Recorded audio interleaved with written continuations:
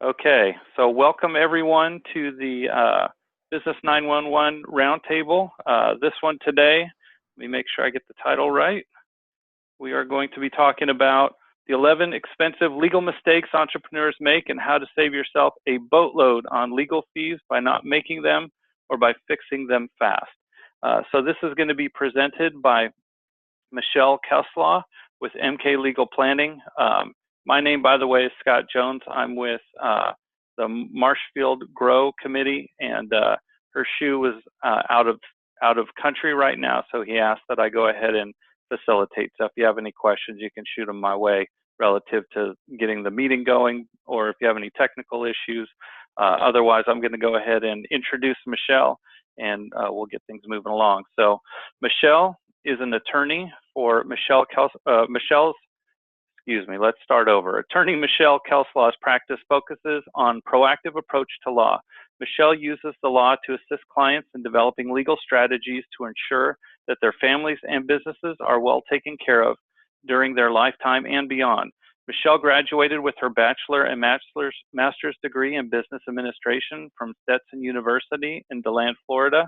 She then returned to her home state of Missouri to attend law school. She graduated from Washington University School of Law in 2009. She worked for a small firm prior to opening her own law firm in 2011. Michele has chosen to devote her practice to business planning and legal strategy because it provides her with the opportunity to assist clients with growing and strengthening their businesses. Michele is a third-generation small business owner and entrepreneur. She shares the same passion for small business as her parents and grandparents before her. Michele nurtured this passion in business school before obtaining her law degree with the goal of using these educational foundations to work with her favorite people, entrepreneurs and small business owners. Michele is licensed to practice law in Missouri. She is a member of Rotary, Rolla Chamber of Commerce, Salem Chamber of Commerce, Rolla Downtown Business Association, and Coterie. Most importantly, Michele is a proud mother of a precious little girl. In her spare time, she enjoys spending time outdoors with her family. And so without further ado, I am going to stop sharing my screen and we will let Michele take over. Welcome, Michele. Thank you. So I am Michele Marxkors Kelsaw, and I have a law firm based out of Rolla, Missouri, but my husband and I live in Salem. So we split our time between those two places. And today we're going to talk about the 11 expensive legal mistakes entrepreneurs make. So bear with me. I don't know that we will reach all of them, but we'll do our best, and then I'll give you some resources to follow up. My understanding is that Scott's going to help me coordinate so we can be interactive on this. So if anyone has any questions, please use the chat function to send us to him, and he can interrupt me, and I can try and answer questions on any of these topics. So the first thing I want to say before we go through them, in the materials that you should have in front of you, you have the article that we're going to talk about today, the 11 expensive legal mistakes. You should also have what I call the business health check, okay?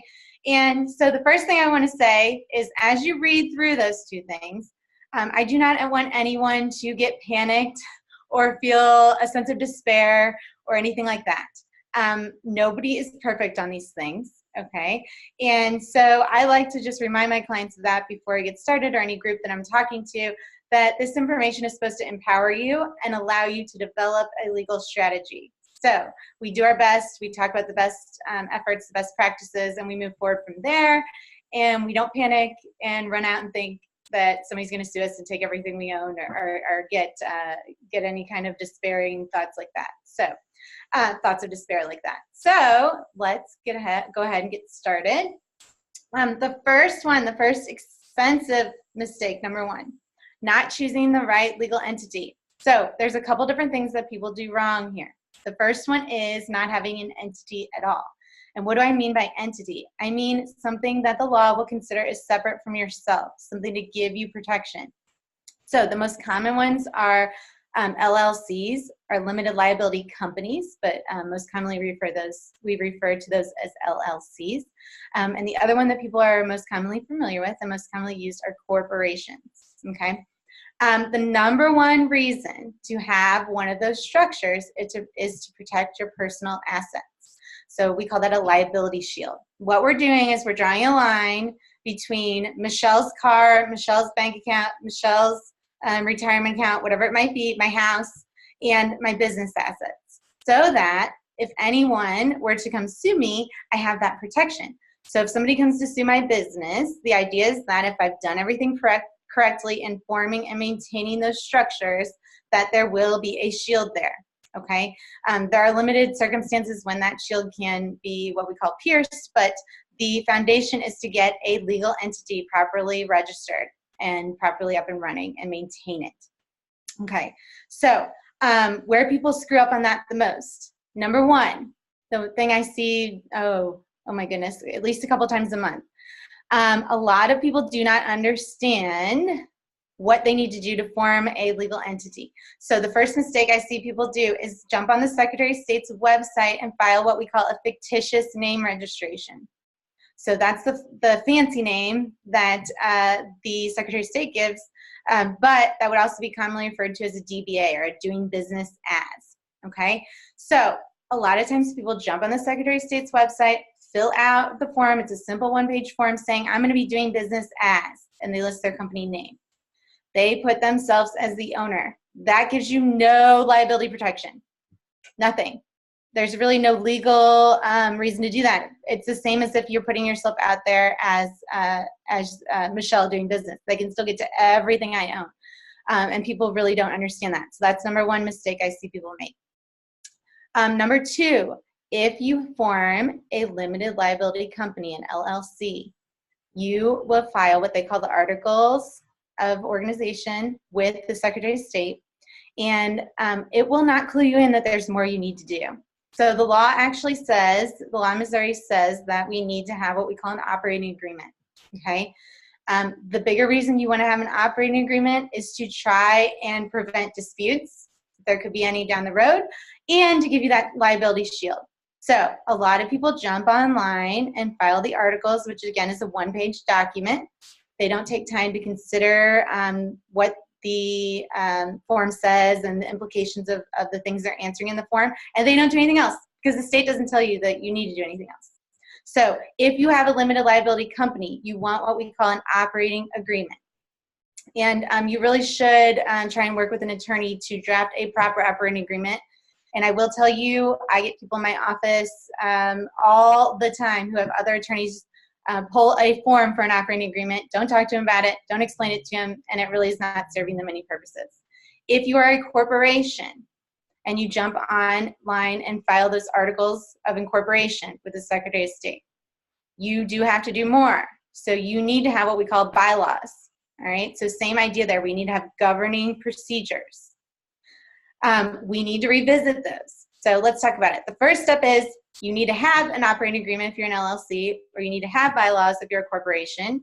The second step is we need to be careful about what we put in them, and we need to follow them. So I'm an attorney. If I go sue a business, what I'm going to do is I'm going to ask for all these documents, and I'm going to get them. And if you don't have them, I'm immediately going to go to the judge and say, Judge, they're not really operating as a business.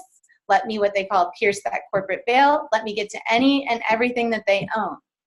Okay, so it puts your assets at risk. The other thing, even if you have an agreement, I'm gonna get it during the court process, and I'm gonna look through it with a fine-tooth comb, and I'm gonna see, are they following the procedures that are in their bylaws of their operating agreement? Okay, the most common ones that people fail to follow are what we call the corporate formalities. So if you say in those documents, if it says you're gonna have an annual meeting, you need to have that annual meeting, and you need to write down the minutes for it, and it needs to be with your company records. Okay, that's kind of one of the most common ones we see people trip up on. But anything that's in those documents needs to be followed, or again, you're putting yourself at risk. So those are kind of the big basic things I see with choosing the right entity.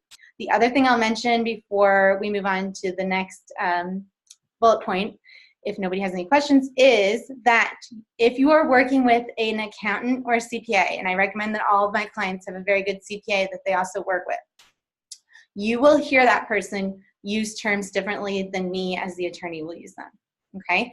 So I'm gonna just walk through the most common time that this happens. If I have a client who has an LLC, they are legally an LLC. I don't want them to tell anyone that they're anything different. What happens is they go talk to their accountant, they look at their tax returns, they're having conversations with their accountant. That person's telling them, oh, you're taxed as a partnership. Oh, you are a partnership. You are an S corp. You know, these kinds of terms fly around. They are actually not a corporation or a partnership. All that means is they're making certain tax elections. So it gets very confusing. An LLC can be taxed as a sole proprietor, a partnership, an S corp, and so that gets confusing as well. So just something to be careful about, and make sure you have advisors both in the accounting field and the legal field that will communicate with each other and make those things clear to you. Okay, and I guess, Scott, you clue me in if there's any questions on number 1, and if not, I'll move on to number 2. So far, no questions. Anybody want to raise their hand? Okay, we're good. Okay, so number 2, not documenting agreements. So a lot of us are in, you know, what's considered, especially on the national scale, of smaller towns. So a lot of times we know the people we're doing business with.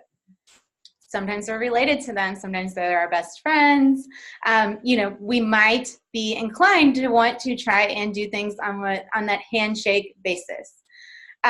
What I tell my clients, and part of what I need to do to educate our community, is to let everyone know that the best practice is to get something in writing.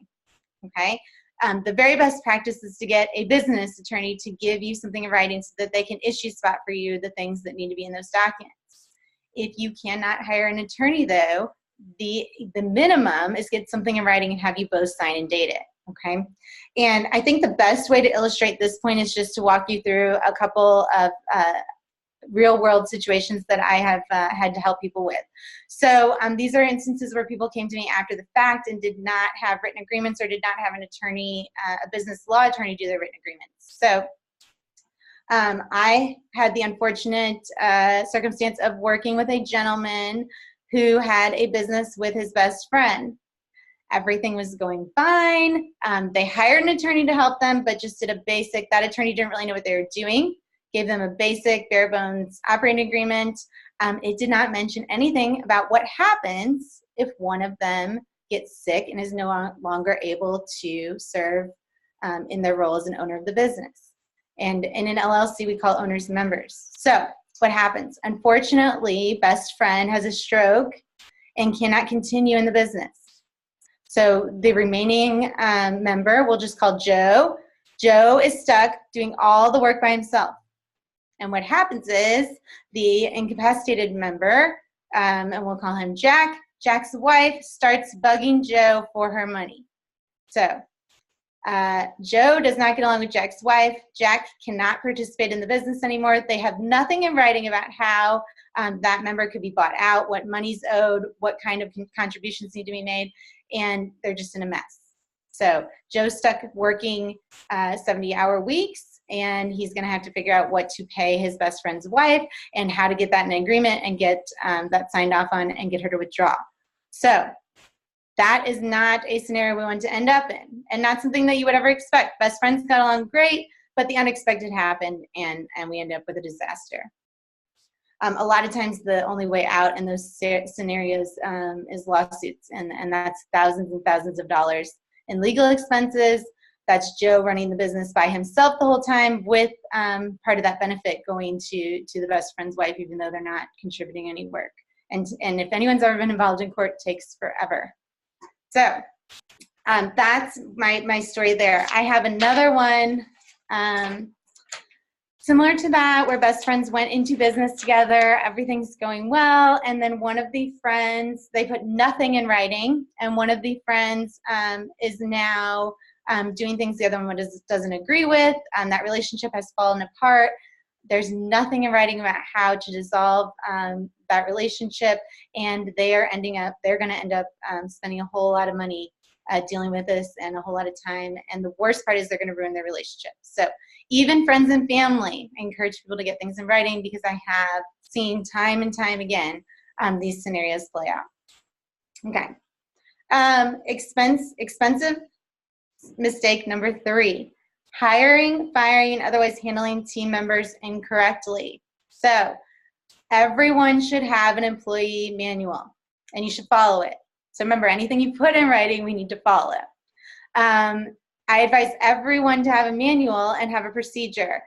We all can understand, we see in the news every day, we're in a culture where people get sue crazy. They see, you know, some kind of lawsuit on TV, somebody gets millions of dollars, and they think that they could be next. And they will find an attorney to file a lawsuit, even if it's frivolous. So that's the unfortunate part too, why people don't necessarily like lawyers. So we want to be very careful there. The most common scenario that I encounter with business owners where we're kind of treading a line and we need to be careful with hiring and firing is whether or not to classify people as employees or independent contractors. So let me see if I can share. Okay.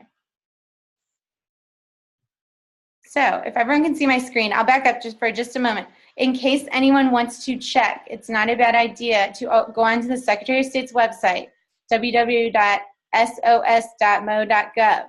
When you go on there, business services, you can do a business search, okay? It's never a bad idea to go ahead and put your own business in there and double check what you've got on file with the Secretary of State, okay? Make sure everything's properly filed. You will also see there's an online business services portal. You can make a login, which of course I have one, and you can file various forms online. Just be careful, the state is not going to tell you what you might be missing or what the next step is going to be. And then they also do have a format, T's and forms right here, where you can print out any forms and mail them in, and they have them organized by subject matter. So I am on the Secretary of State's website just about every day. It's a good tool to get familiar with and to make sure you know what's going on. The other thing I was going to point out on employees, and let's go to, if I can reach it. Okay, so on my website, I do have a blog, and so it's mklegalplanning.com, and there's a blog tab, and as far as classifying, the mistakes people make classifying independent contractors and employees, we don't have a ton of time today, but there is an article on there, September 27th, 2018. So if anyone is interested in making sure that they at least understand the basics of the classification, here it is right here, cost of misclassifying employees and independent contractors. The big scary part here is we can get in tax trouble. So that's why we should be worried. We never want the Department of Revenue or the IRS to be clued in on us or chasing after us for any reason whatsoever. So that's really a good resource to at least get the basics there. It will be a legal analysis if you have any questions on how you classify, as well as a good topic to have your CPA consult with as well. So let's see if I can do this. Stop the share. Okay. All right, so number 4, starting a competing business while still employed or even shortly thereafter. This really pertains to what we call intellectual property, okay? And there are some other contract provisions as well, so some other general breach of contract provisions. I want everyone, once again, you need everything in writing. So I want an employment contract or an independent contractor agreement for every person who would be working for or with your organization. As part of that agreement, you're going to have certain things in there. One of those could be what we call a non-compete agreement, okay? So, and then I'll take that full circle to intellectual property. So what we call intellectual property, or IP for short, are the intangibles that a business owns. That's the easiest way to think about it. The ones you're most commonly familiar with are copyrights and trademarks. There's another one, trade secrets, okay? And then just in overall, we can think of any confidential information. So when we have non-compete agreements in place, what we're concerned with is somebody taking that confidential information or intellectual property of your company and then trying to use it for their own benefit. Most commonly, we'd be talking about the customer contact list, right? And so if you have any concerns about this happening, you want that in writing in your employment agreements. And so people really don't necessarily think of that. This mistake is addressed to if somebody leaves a company thinking, I can do this better, I'm going to take all these clients with me. They need to be careful because they could end up in litigation. And depending on the size of the company, the more drastic the impacts on that individual can be. So there was a corporation that had a lawsuit like this going on with a former employee, and it was a large corporation. I can't remember off the top of my head, but just in the last 2 years, they spent millions of dollars on legal fees. So they drowned this former employee in litigation and legal fees until they just caved and gave up on their new business venture. Okay, so that's what we're talking about there on mistakes. So just be aware that if you are taking anything from a former business, you need to be careful and make sure that you are allowed to do that and then it's not property of the business. Be aware as a business owner that that is your intellectual property and your intangible property, and you want to protect that. And so we need those writings in place. There's a mention about insurance there. I think I had something else on insurance further back, so we'll gloss over that for the moment. Okay. Okay, number 5 feeds perfectly into what we were just talking about. So, not protecting or capitalizing on your intellectual property. This is most commonly referring to those trademarks, those copyrights, anything anyone is developing for you. So, let's talk about the most common scenario I see people getting into trouble with this. If you hire a graphic designer or a friend, or if let's say I hired Scott to develop my website or to do a blog post for me or a graphic for me. If I do not have in writing that my company owns that, he automatically owns it. So let's just put it this way. In intellectual property, the person making that property owns it. If I take a picture, I own it. If I write a blog post, I own it. If I make a graphic, I own it. Okay? So the only way to change that default is to put a writing in place, to have a contract. Okay? And most people forget that step. And a lot of times we're using people we know for, make a logo for us or do something on our website. We need that documented if we want to make sure that our company owns exclusive rights to that. So we have to transfer that intellectual property right to our company. And most commonly what we are referring to is also make sure you have what we call work for hire clause in there, okay? And so what I've got here too, just to go in detail because I know we're limited on time today, if we go, I do have an article on that as well on that same page on the blog. It is July 31st, 2018. I had an article about protecting your copyrights and your intellectual property and your trademarks. So I also see people violating intellectual property rights and not really understanding. So a lot of what's popular right now is those craft fairs and vendor fairs and things like Etsy, and we all have a lot of fun and go buy pretty things. And what I see is people making things where they are actually infringing, which is the big word for violating somebody else's intellectual property. So if I make pillows and everyone thinks they're really cute and I'm at a craft fair and it's kind of the it thing around here and everyone wants to buy my pillows and I make them with blues and cardinals and whatever logos on them, sports team logos on them, Mizzou, I am violating the law. So I do not have the right to take Mizzou's logo or Cardinals logo or the Blues logo and put it on anything and sell it or reproduce that in any way. And so that's something I see happening all the time that people do not understand. The other thing that's frequently happening with my clients that I talk to them about when they get to me is a lot of people are paying somebody to make a logo for them, putting it all over Facebook, putting it all over their website, making t-shirts with their logo on them, and they do not have that documentation we just talked about to make sure that they own it. So if their business takes off and they really start making money on their t-shirts or anything with their business, the person who made that logo for them can hold them hostage and require them to pay whatever sum they come up with in order to be able to use it. So those are kind of our big things to look out for in intellectual property. Mistake number 6, weak or non-existent record keeping. So this goes back to the point I made in the beginning about what we call piercing the corporate veil. So if I am going to sue your company, I'm going to ask for any and every record related to your business, okay? And I'm going to get most of them. And the law says that you are required to keep certain documents with your company records. If you are not keeping the proper documentation, I can make an argument to the judge that you are not operating as a separate company, that you are what we call an alter ego of yourself. You're not actually separating your personal from your business, okay? That means that I'm going to have a good argument to try and get to your personal assets again, that liability shield's not going to work for you.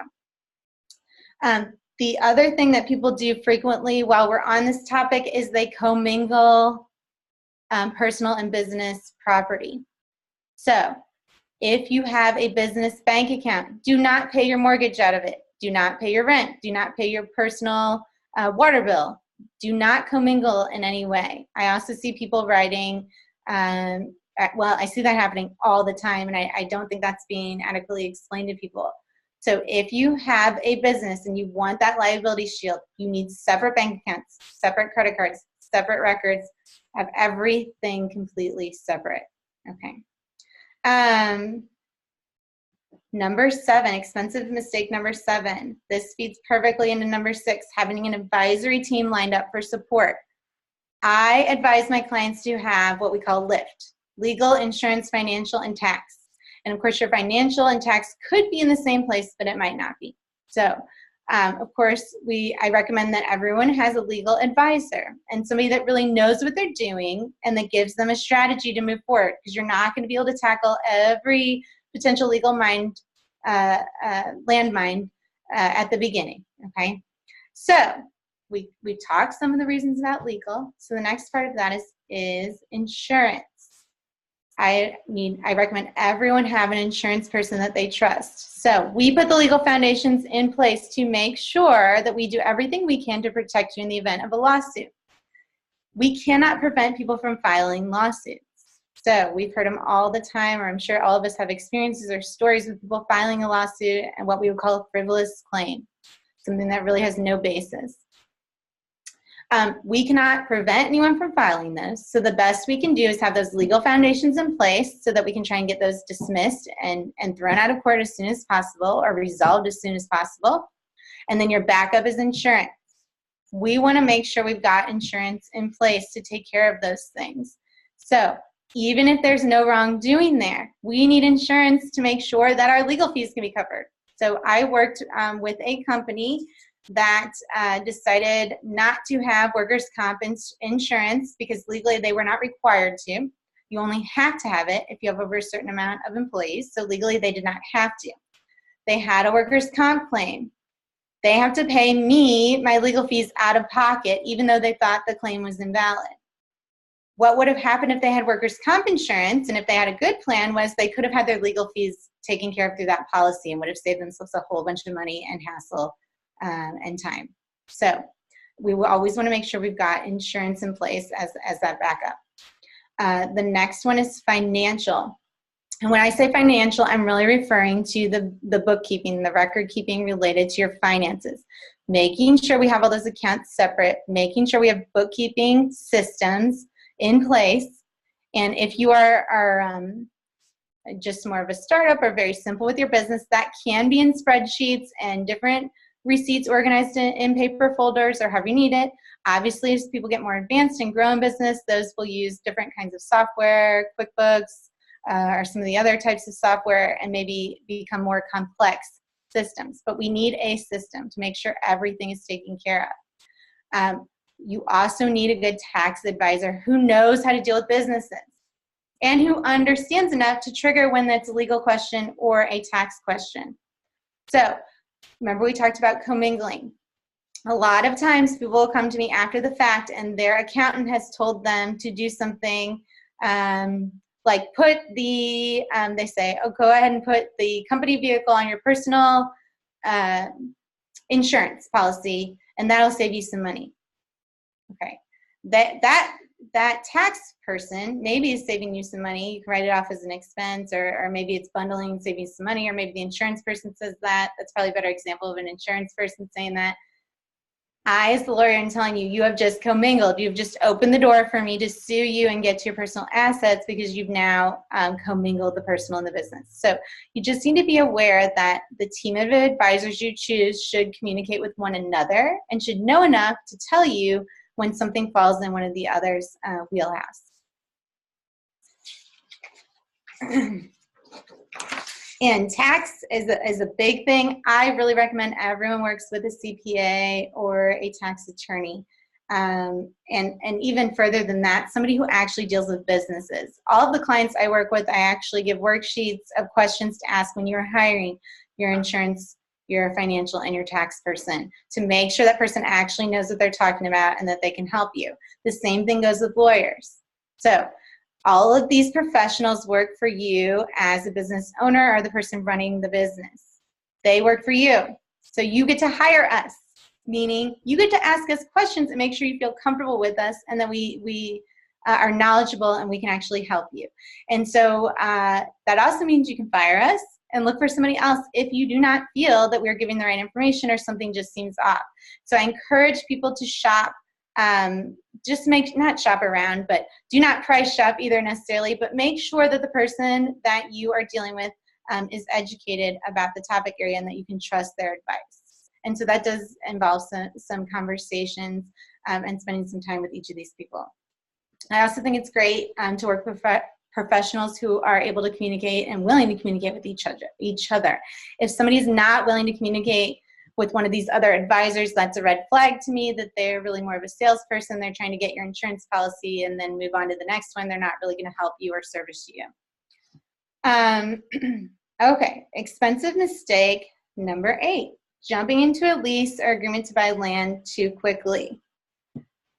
This becomes very difficult for a lot of business owners, especially in the Raleigh area. We have one big property management firm that anyone from around here is probably familiar with who I'm referring to. And I'm not saying anything against them, but there's one company that really is controlling a lot of the real estate, even if they don't own it. And they have their own form lease agreements. When you are dealing with commercial leases, which is anything for a business, you need to be willing to negotiate. And I encourage you to negotiate. That property management firm, or if you're dealing directly with the landlord, if they want you in your building, they're going to sit down at the table with you and they're going to try and be reasonable. If they are not, you do not want the property. So I really encourage people to keep that in mind and really try and negotiate the terms of the lease and not jump into anything too quickly. The other mistake I see people making is they're taking on too much at the beginning. So there are a lot of businesses that are starting out and they see their long-term plan and maybe they want 6,000 square feet and, how are they going to afford it? We do have a resource here in Rolla through Missouri S&T. They have an entrepreneurial center and they do help people with what we call that budgeting or that cash flow analysis and that type of thing on the startup. And they do help people with that at no charge. So they're a great resource if anyone is looking to start a business. And I'll give you my contact information to follow up so I can put you in touch with somebody over there if you are curious. They help business owners work through those types of things. They work through budgeting and making sure they don't get in over their heads on a lease. The same thing with purchasing land, other than it is even more complicated when you purchase land. So even no matter whether you're leasing or purchasing, when you are a business, so if you're an LLC, for example, a lot of times that landlord or the lender who's giving you money to purchase is going to make you personally guarantee that. That's because the business doesn't usually have any assets, and even if it does, you can move those around into your personal account so fast that no bank's going to give you money without putting your personal assets on the line. So guaranteeing that debt with your house, your car, your bank accounts, those types of things. So we need to be aware of that. And the other thing that happens is, so we're going to be on the hook personally. So if I go into business with Cindy, let's say Michelle and Cindy are going into business together. We open an LLC and we're going to have a new restaurant in Salem. And we're going to lease or buy a space. And so they require Michelle and Cindy not only to sign those documents in the name of the company, but to sign what we call a personal guarantee, make ourselves on the hook for that. What is going to happen is, what if our business goes under in less than a year? Or what if Cindy wants out of the business and I want to keep it running, but she's still stuck on that loan? People jump into these arrangements way too quickly. I see it happen all the time. Somebody wants out of the business or the business dissolves, and then we've got joint owners of real estate stuck without anything in writing on how to get out of it. So any lease agreement or real estate contract or mortgage or lending agreement that goes with it, those are all legally binding contracts, and we want to be very careful about entering into those. And so we just want to take our time in those things. And a lot of times people are very excited to start their business, and they don't really want to take their time and think those through and negotiate, but we really, really should. Okay. So we talked about, I think number 9 is pretty much a lot of what we talked about already on the lift. On number 10, I think this is an important part to hit, and I do still have a few minutes, so it's perfect. Not having a succession plan in place for your business or an estate plan for your family. So I want to talk about the basics real quick of what estate planning documents are commonly, people are commonly aware of, and maybe what they do, because there's a lot of misinformation out there.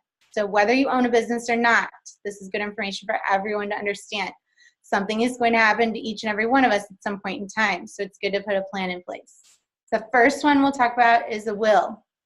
That's the one people are most commonly familiar with. However, a lot of people don't understand what a will actually does. So a will is a document that will tell the court what you want to happen to your assets after you die, to your property after you die. So the first important thing about what I just said is a will only helps us if we pass away, so we have to die. A will does not help us if we become incapacitated. So that could be temporary incapacitation, and the example I always give everyone on that is Britney Spears. When she shaved her head and went kind of crazy, her family got control of her assets through court, so then she regained it and got everything back. That could be a more permanent incapacitation. You're in a coma in the hospital, but you're still alive, or unfortunately, Alzheimer's and dementia are getting very, very common. So a will doesn't help us in any of those scenarios, does nothing. The second thing is that a will must be taken through probate court within 1 year of your death for any effect to be given to it. So a will actually requires probate. That means somebody has to step forward and hire an attorney and take that through the court process. And we always talk about, everyone always talks about avoid probate. The big things, the big reasons we want to avoid probate are as follows. Of course, it's expensive. We estimate that it will cost your family 5% of your gross estate, so 5% of your total assets to get through probate. If you have minor children, the costs go up because the judge will have to do some additional things and create a trust for the children to hold the property. The other scary thing with minor children real quick is that if we leave that up to the courts and up to a judge, those children will inherit everything from you at age 18, no restriction. So that's very scary to a lot of people. If you have a home worth $200,000, you're going to have, a child at 18 come into $200,000 to do whatever he or she wishes with it. The other thing is that probate is public. So everyone can watch that process, sit in court, look at the documents, see what's going on. That becomes very scary as well when we have minor children, because that 18-year-old's coming into $200,000. We have people that will prey on that individual. We'll see that going through the court process. The day they get that money, we'll start trying to sell them on every new business opportunity that person can think of and try and scam them out of that money.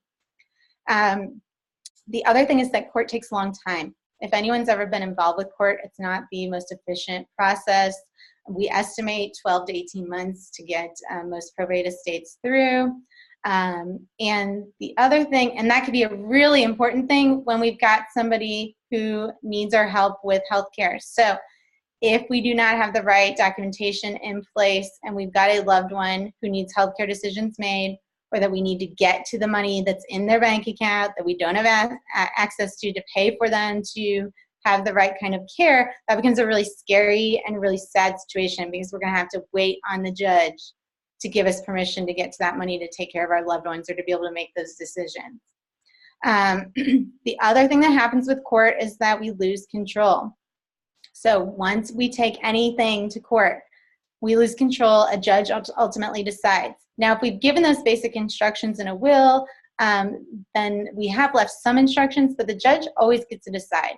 And there's a story of a father and son, adult son, needed to take care of his father. His father got diagnosed with dementia. Father had nothing in writing. He goes and files in probate court to be appointed as guardian conservator to take care of those things. And the judge decided he had horrible credit. He was not responsible with money. He didn't like him and appointed somebody else to make those decisions. So he lost total control of what facility his father was in, what kind of care he received. They drained all the money from the account, and it's just very, very heartbreaking situations like that do happen. So that's why we always want to, everyone always talks about avoid probate.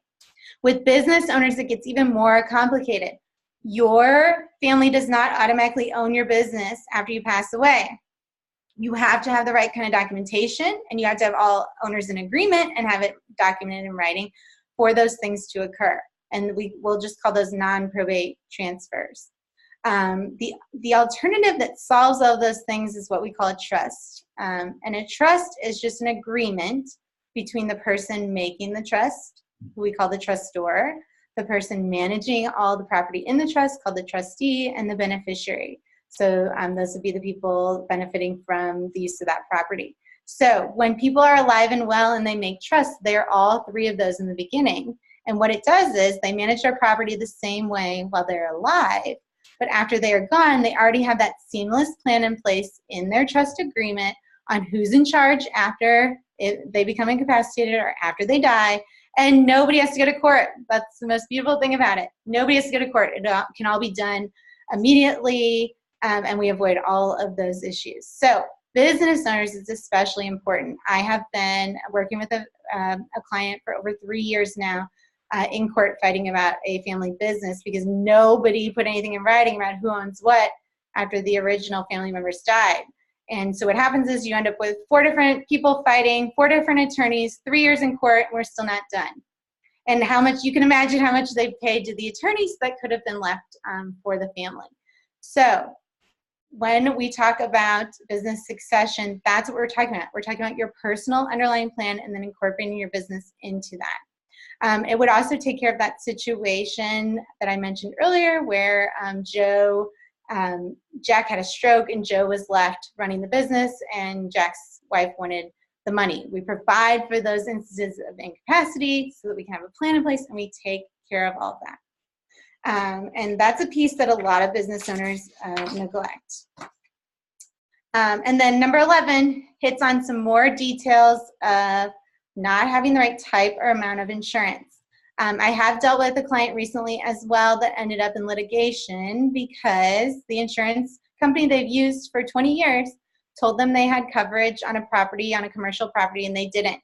And they ended up with water damage, and then the insurance company denied coverage. And it gets even worse than that in that they were told they were never getting copies of their policies. When they asked for copies of their policies, they were told certain reference numbers for certain riders were just for internal use. And there's just a whole lot of really sad, wrong things happening in that situation, and they're going to end up fighting it out in court. That instance is where the insurance broker was nothing more than a salesperson. They're collecting their commissions and running to the next person. They do not know what's in their own policies. They don't give people copies of them. And when I sit down with business owners, most people have not read their policies nor do they understand.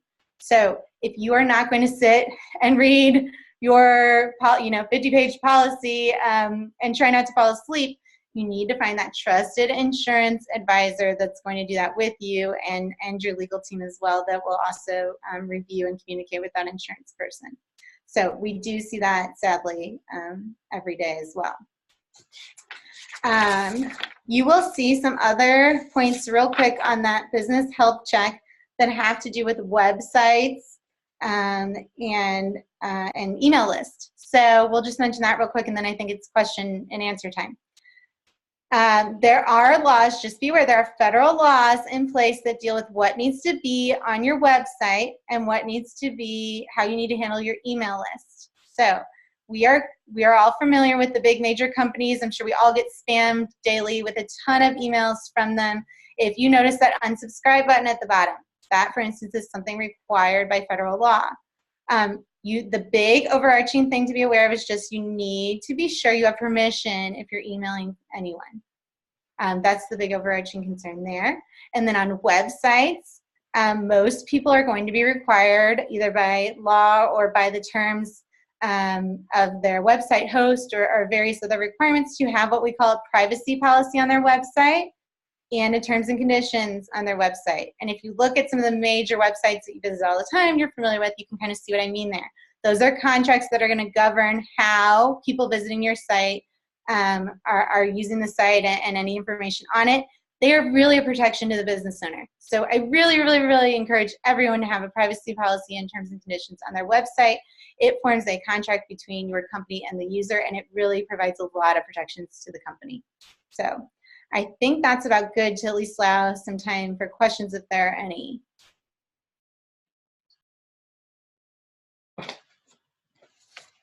All right. Can you hear me okay? Yep.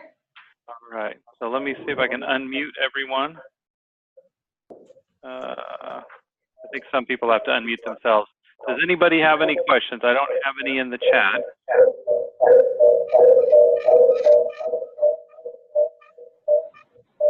We do. Okay, go ahead. Okay. I've got a couple I can put out there. If it's okay. I think there's somebody who has one. I know one of the. Did I see a hand? Is there a hand? We have one here in Aurora, a question. Can you hear us?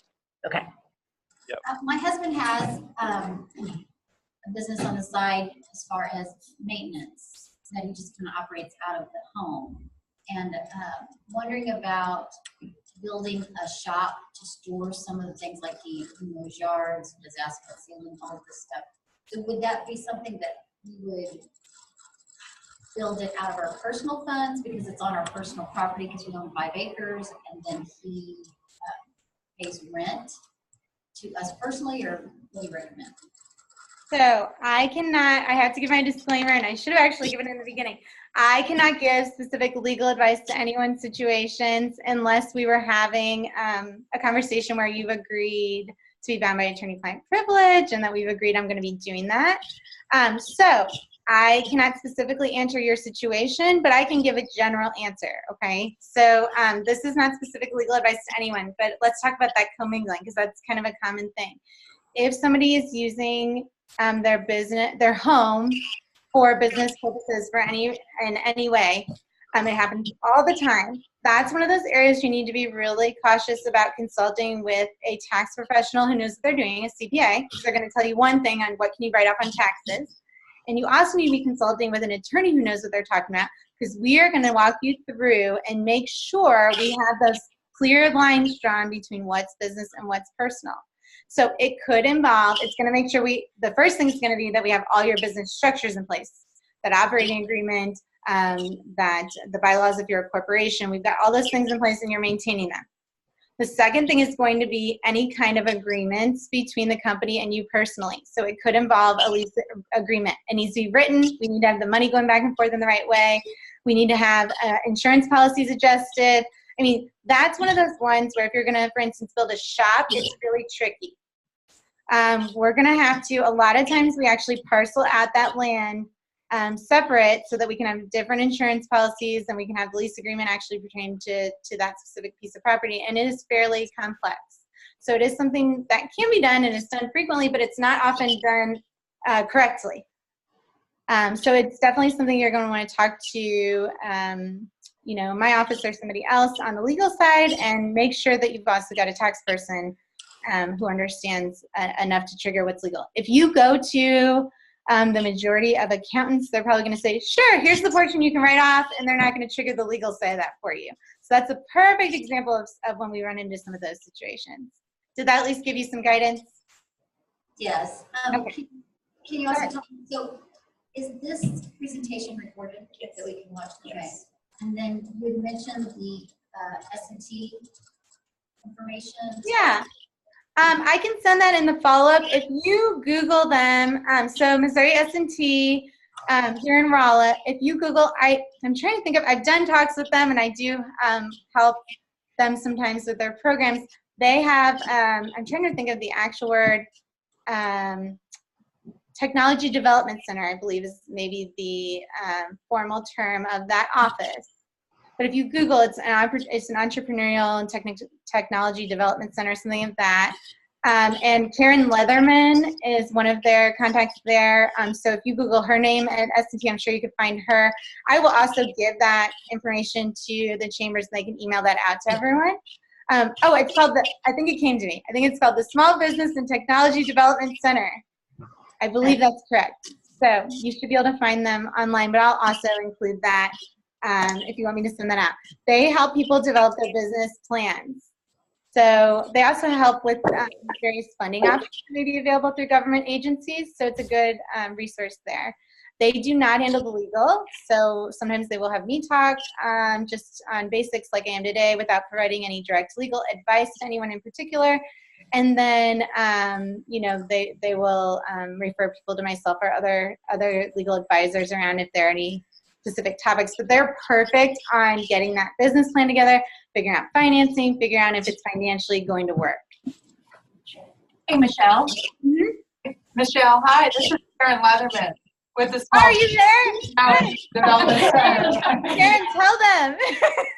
Yeah, we're in Salem with Tabitha. So. Oh, okay. I can't see who's there, so I can't see if you are in the video. Okay, there you are. So Karen's here.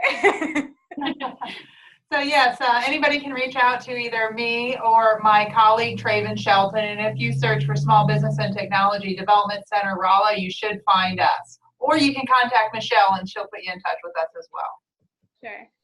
Perfect. You were there. And it came, I think the name came to me after a few minutes, but anyone else have any other questions? Michelle, let me put one or two out there for you. Hopefully these are quick answer questions. You mentioned documentation. Is there any distinction between hard copy and scanned documents as far as having information saved? So we do have, okay, a couple of points there. We do have a law. We have a federal law and a state law that allow for electronic signatures if they're done in the right way. So that's kind of one piece of that. When you are coming in, if anything ends up in litigation, there's what we call the best evidence rule, which means that an original is best. And so, but there are ways you can use copies. So the way to really protect from that, if you're going to, for instance, store your documents electronically and not keep total paper copies of everything, is to make sure you just put in those writings that a copy you intend for the parties to be able to sign in what we call counterparts, so that they could sign at different times, that an electronic signature should be valid, and then a copy would be valid as well. So that's just something I usually have in my contracts to kind of catch all of those areas. And usually we don't have a problem, but that kind of touches all the bases in case you were concerned about an original versus a digital copy. And actually, if anyone's dealt with realtors in Missouri recently, I think the great majority of them, if not all of them, are using electronic signatures even on those real estate contracts. So they are acceptable. Okay. Next question. You mentioned not mixing owners and personal expenses. Are there any types of expenses that are customary that might carry over that wouldn't raise a red flag? Like maybe health insurance premiums or something like that? Or is that pretty much everything's off base? So, well, and real quick before I confuse someone on my last statement there, electronic signatures are valid as long as you meet the requirements of verification that we have in law. But anyway, so they can be valid, like the real estate ones are valid. I just kind of caught myself on that somebody might take that the wrong way. So you can't just go on and type your name and, you know, we might have an issue there. But on your next question about the expenses, so healthcare in particular, I'll just use that for an example and see if, because I'm not sure I totally understand your question, but let's see if this addresses it. So if there's two ways to have health insurance. One is you can have an individual policy where, so I, Michelle, having a policy for my family. My company has nothing to do with it. My company's not paying anything towards it, you know, totally individual. The other way is to have the company have the health insurance policy. So they'd own the policy. They would actually pay, the company pays let's say it's Anthem, they'll pay them directly. And there are requirements, just be aware, if you are a business owner and you have your company having a health insurance policy available, there are requirements that on those policies. So if a company offers health insurance to anyone, even if it's the owner, they may be required to offer it to other employees, and there are certain restrictions on that. So just be aware, if you have your company paying for it and have a policy on you, you may then be required to get policies for your other employees. So the way that we avoid that commingling would be, if I have a policy as Michele individually, I cannot have MK Legal Planning pay my health insurance. So MK Legal Planning has to give me a paycheck or give me a distribution, or what we call a member draw. There's a couple different words for it. It has to give me money first, and then I have to use that money to pay my health insurance. So we have to have that paper trail, even though it seems silly. And that's the hard thing for business owners to get in the habit of doing, and all it really is developing a habit.